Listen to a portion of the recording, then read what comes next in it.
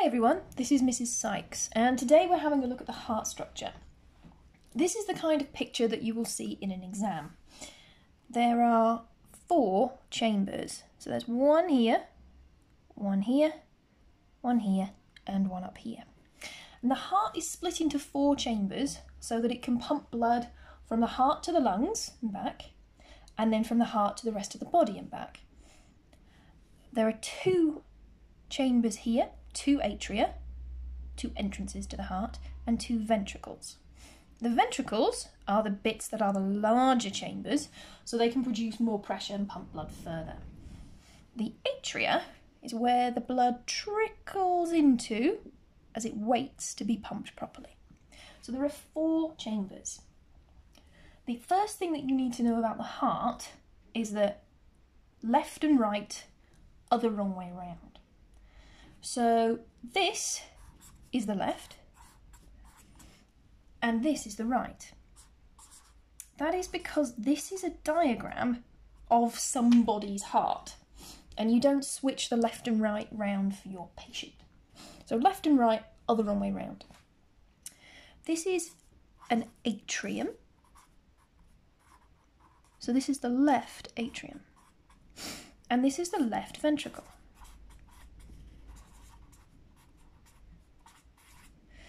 This one here is much thicker than this one here. If you can't remember which way round they are supposed to go, the left one is always the thickest one. We'll come back to why that's important in a minute. So, the blood enters the heart, the left atrium. Now this has just come back from the lungs, so there's loads of oxygen in it. So left has loads or lots of oxygen.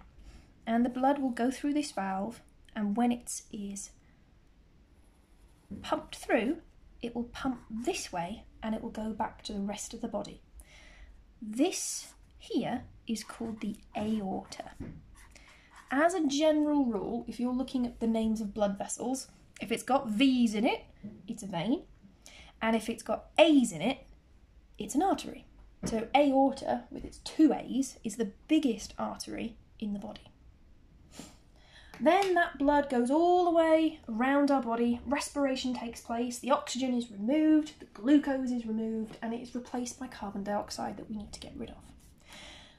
That blood, containing lots and lots of carbon dioxide that's got to be removed, comes in here. This is the biggest vein in the body, so this is the vena cava.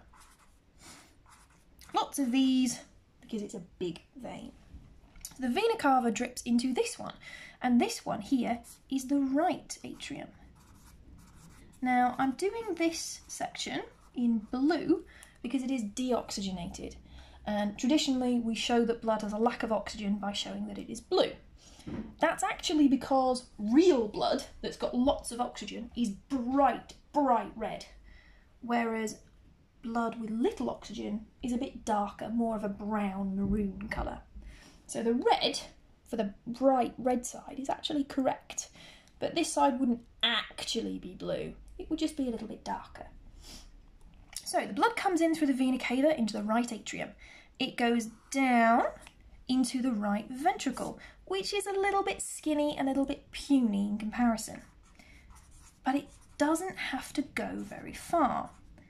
The blood that we've got here only has to go to the lungs, and it's not very far to the lungs, so this wall, this muscle, doesn't have to be very strong. It will then pump that blood to the lungs, where it can pick up oxygen. This here is called the pulmonary artery, and it is the only artery that we really see in the body that has got deoxygenated blood. Normally arteries have got oxygen in them. It then comes back from the lungs, now with oxygen in, and comes back through this pipe, which is the pulmonary vein. So veins go into the atria. Vena cava is a vein and it goes into an atria. Pulmonary artery goes up this way to the lungs, and the pulmonary vein is here and comes back in.